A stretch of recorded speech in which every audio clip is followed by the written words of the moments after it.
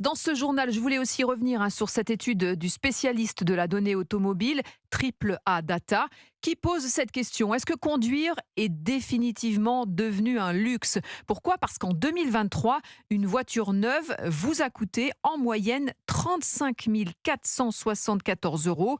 Baptiste Morin, le marché, on peut le dire, est de moins en moins abordable pour les acheteurs.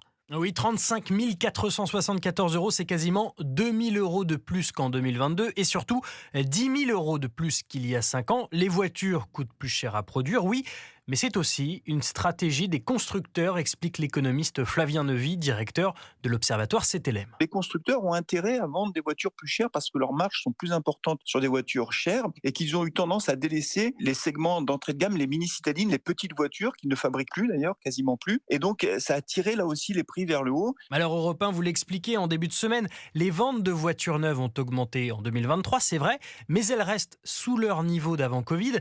C'est la preuve que la hausse des coûts pèse. Les Français gardent leur véhicule plus longtemps ou ils achètent sur le marché de l'occasion. Les voitures s'y vendent 5 000 euros moins cher en moyenne. Le marché du neuf, lui, s'adresse de plus en plus aux plus aisés. Aux plus âgés aussi, un acheteur à 55 ans en moyenne aujourd'hui, il en avait moins de 50 il y a 10 ans. Baptiste Morin, chef du service économie d'Europe.